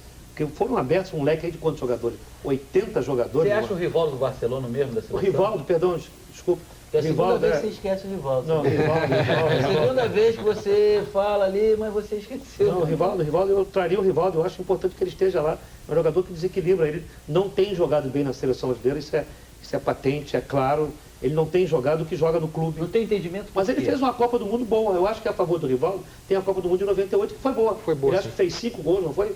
Gols importantes. Foi. Teve uma boa Copa do Mundo e a gente espera que na Copa ele cresça. De novo. Parreira, voltando a falar do Corinthians, você disse que espera do Corinthians 30% das suas condições para a estreia contra o Fluminense. Não é muito pouco? Não, eu não falei 30%. A partir de 30%, por aí. Não é difícil, cara. Veja bem, ontem me perguntaram, acabou o jogo lá contra o... Taubaté. Contra o Taubaté. E aí? E aí o quê? É o primeiro jogo. E aí, olha só, não, peraí, 40, os jogadores pegaram 30 dias de férias, 12 dias de treinamento. São 45 técnico dias. Novo. Técnico renovação novo. de contrato, aquela renovação de contrato. Um campo encharcado, pesado, iluminação de boate e tal, uma bola, um adversário que está treinando desde dezembro, estava fazendo o 4º jogo, eles estavam indo de jato, nós estávamos de teco-teco, não é verdade? A diferença física, isso aí vai prevalecer. Então, eu acho que o treinamento foi ótimo para nós, foi excelente. No final, acabou prevalecendo a qualidade técnica. E o ritmo até foi bom, eles descansaram, tudo. Então, eu acho que a gente não vai começar, nenhuma equipe vai começar acima de 40% a 50%.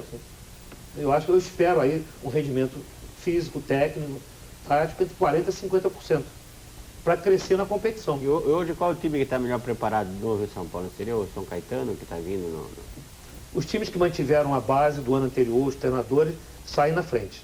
São Paulo, pela qualidade que tem o time, manteve o Nelsinho, manteve o mesmo grupo de jogadores. Esse time sai na frente, independente da preparação. Tem o adversário, ou não, então. Esse time, Fluminense, esse time sai na frente. Fábio. Voltando à seleção, você acha, por exemplo, o caso típico do Edilson, que teve um problema em 99 com o Filipão e voltou à seleção. Você acha que o técnico tem que ver problemas pessoais que ele teve no passado para escalar ou vale a pena esquecer? E só refazendo a pergunta do Paulinho, por que tem essa diferença do Rivaldo no Barcelona e na seleção? Qual o motivo? Como dá para explicar isso? Não sei explicar. Eu acho que pouca gente conseguiria explicar isso aí. É realmente uma coisa que desafia todo mundo. Por que será? É a pressão? Ele sente a pressão, a cobrança que é muito grande. Lá ele é ídolo, ele chega aqui, ele já é escorraçado, xingado e vaiado desde o início. Talvez ele tenha a sensibilidade dele, não esteja preparado para isso. Psicologicamente ele se sinta afetado por essa cobrança. E eu acho que o treinador tem que estar acima de qualquer divergência pessoal. O mais importante é a seleção brasileira. Então o Luiz Felipe demonstrou que tem uma dignidade muito grande. A hora que ele precisou do Edilson, trouxe o Edilson. Independente dos problemas que ele poderiam ter tido ou não no Palmeiras. Aliás, Parreira, aproveitando que nós tocamos aqui no assunto Rivaldo, na sua opinião, qual é a posição ideal para o Rivaldo? Porque é uma discussão eterna, né? Para alguns ele é um armador, para outros ele é um atacante, para outros ele é ponta esquerda. Talvez, para resolver isso aí, se eu fosse treinador hoje do Rivaldo na seleção, ele não chegou a jogar a Copa de 94, porque ele estava começando a fase de transição, foi para o Paris, era Paris Saint-Germain, não sei de que ele estava. No Deportivo. Deportivo ou antes disso ele jogou na seleção e não aproveitou, não estava preparado, não era o momento dele ainda. E não chegou a participar da Copa do Mundo. Eu acho que, Rivaldo, aonde você se sente melhor, aonde você quer jogar. E acabou. Se o cara chegar para você e dizer, tanto faz? Bom, aí tudo bem, aí cabe ao treinador tentar encontrar uma maneira dele jogar, mano. Ele renda mais pro time. Mas, sem dúvida alguma, ele é melhor do meio para frente. Se ninguém tem dúvida. E me parece, não sei... Ele não é um jogador de organização de jogo. Ele não organiza o jogo. Ele não tem essa característica, né? Ele é um grande finalizador e ele tem que ser aproveitado aí. Ele entra bem na área, ele finaliza bem, ele dribla bem, cabeceia bem. Ele tem inventiva, ele tem mobilidade. Você não pode esperar que ele seja o cérebro da equipe. Não é. Eu não acho que ele seja. Eu acho que ele é um jogador do meio para frente para finalizar. Né? É um jogador individualista. Ele tem essa característica que é boa. Que é boa. É uma coisa ótima. Ele tem essa capacidade de decidir. Marco. Parreira, você acha do Gil? Já deu para conversar com ele bastante? Já deu para sentir o que pode ser desse menino? Tem um potencial enorme. É aquele jogador que sai de qualquer adversário com velocidade, com habilidade. Ele tem que dosar um pouquinho, acalmar, que ele está muito ainda afoito, na verdade, é muita velocidade, muita força, muita habilidade. E sabe, precisa, na hora que ele entra na área, acalmar um pouquinho para finalizar melhor e aproveitar as oportunidades que são muito criadas, muitas por ele. Ele é titular do seu time? Hoje com certeza. Gil, Luiz Mário e Luizão, você vai de 4-3-3? Não, eu nunca armei nenhum time no 4-3-3. Foi uma tentativa de você aproveitar os melhores no momento. Como todo treinador faz, quem são os melhores? Vamos tentar organizar. Se não der certo, a gente vai ter que partir para uma outra maneira de armar a equipe. Com 3 jogadores fora, na hora que perdeu a bola, desligados do jogo, você não ganha de ninguém. Não ganha mesmo. Eu queria voltar só numa pergunta que você respondeu lá no comecinho do programa. Você falou uma frase que me marcou um pouco. Eu nunca falei que aquele time era defensivo. Você falou até um tom rígido. Não, é verdade, eu nunca disse isso. A forma como a seleção de 94 é tratada até hoje, te causa que sentimento? Nenhum. Eu acho que são pessoas que, quando comentam, é melhor perder do que jogar feio. O que é jogar feio e o que é jogar bonito? Não é verdade? Até hoje, alguém conseguiu definir o que é belo e o que é feio? Em termos culturais, em termos sociais, em termos físicos. O que é uma pessoa bela, o que é uma pessoa feia? É difícil, isso aí é filosófico. Isso é um conceito filosófico. Então, o que existe em esporte não é bonito e feio. O que existe em esporte é eficiência. Então, o cara corre de lado, corre com os braços para cima. Aquele Johnson, já viu alguém correr mais feio do que ele? Pato. Ele ganha. Ganhou 4 anos seguidos. Então, o que determina é a eficiência. É chegar lá, chegar primeiro. E no futebol é ganhar. Deixa eu te fazer uma provocação. Se você tivesse que dar de presente, você chega numa locadora e tem 2 fitas de vídeo.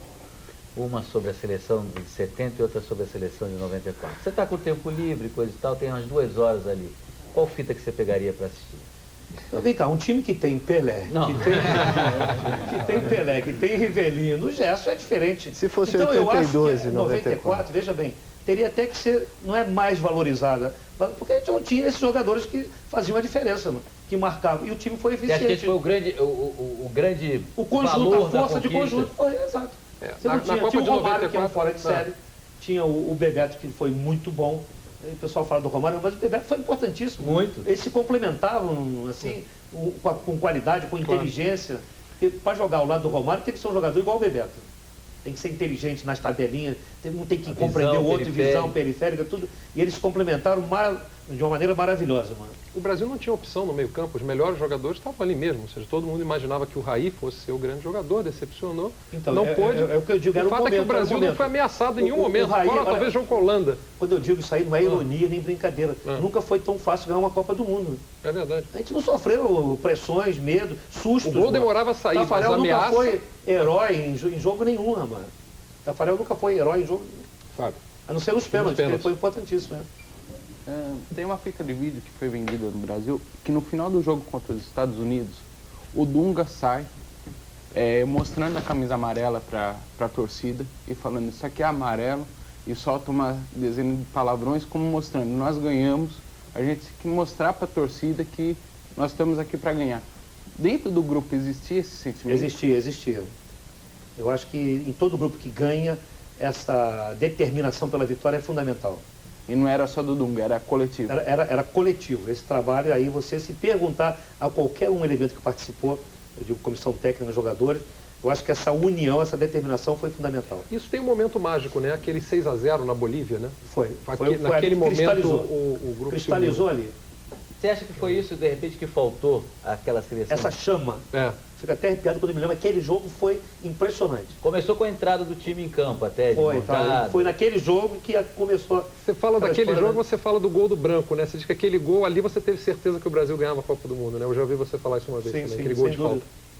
E você acha que foi isso que faltou à seleção? O que, por exemplo, olhando hoje, passados aí 20 anos, o que você acha que impediu a seleção de 82, que, enfim, muita gente diz, olha, quanto talento que você tinha reunido ali, e tinha mesmo, assim como você falou há pouco, o Pelé, Gerson, na história recente do futebol você tinha o Zico, Falcão, Cerezo, Sócrates. O que você acha que aquela seleção não conseguiu, você falou há pouco... A grande pergunta e o grande questionamento, você tinha o talento, você tem o talento e a equipe.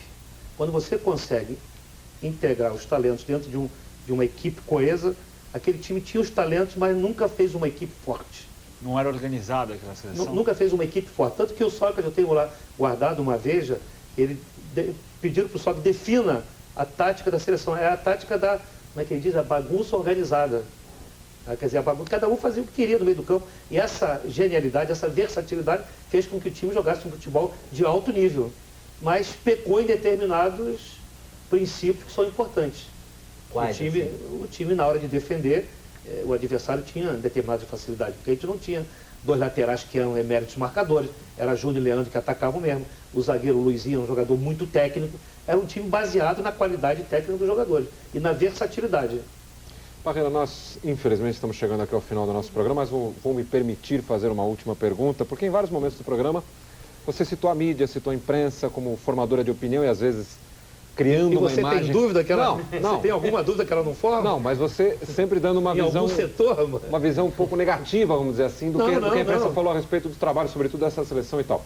Então eu queria que você fizesse, só para a gente fechar, uma avaliação de como você enxerga a imprensa esportiva no Brasil, se realmente tem muito aventureiro, se a gente dá muito chute fora, enfim. Como é que você enxerga a nossa imprensa? Não, o que a gente conversa muito entre os treinadores, não é opinião minha também e de companheiros nossos. É que ela fosse mais informativa. É muito passional, muito sensacionalista. De um modo geral, você pega os noticiários, os telejornais, são 45 minutos de tragédias, mano. Você pega o futebol, são todos os jornais sensacionalismo. Acontece tanta coisa boa no clube de futebol, no dia a dia, e quando você vai olhar os destaques, são apenas as notícias que causam algum impacto no torcedor, negativo, entende? E veja bem, então, é o sensacionalismo. Que a gente combate, é isso aí. Parreira, mais uma vez, muito obrigado pela sua presença aqui conosco. É sempre bom conversar com gente inteligente, porque o programa fica fácil de fazer, né? As respostas vêm com muita tranquilidade. Muito obrigado, sucesso aí na sua nova empreitada. Foi ótimo ter participado. Diante do Corinthians aí. Cheguei aqui meio desanimado pelo trânsito, mas aí pelo nível dos debatedores, eu acho que o programa fluiu, foi um prazer muito grande. Sucesso para vocês ao longo do ano. Legal, muito obrigado. Muito obrigado a todos os companheiros que estiveram conosco aqui. Muito obrigado a você de casa que acompanhou mais esta edição do nosso Bola da Vez. Semana que vem, um novo encontro marcado. Até lá.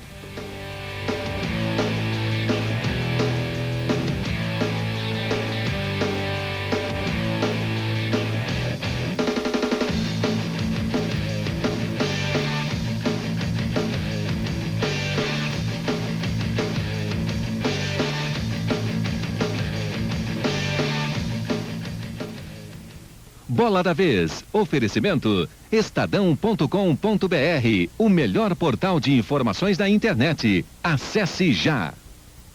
ESPN Brasil. De cara nova.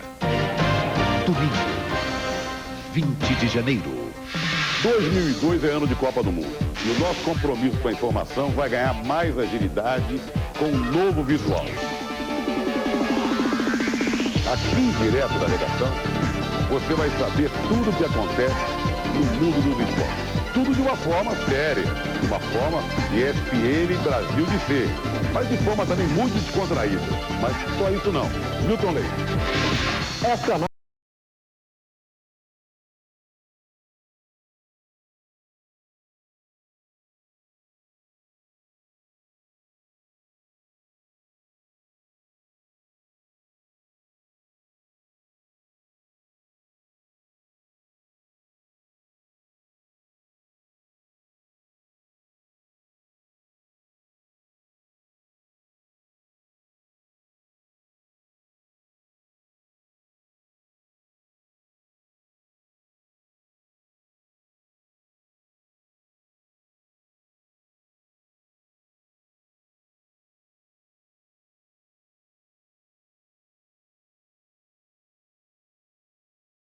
O mundo atualiza os resultados e informa sobre as principais competições do planeta. E o Brasil pelo mundo vai deixar você por dentro do desempenho dos brasileiros que estão competindo no exterior. Jornalismo sério. Credibilidade. ESPN Brasil.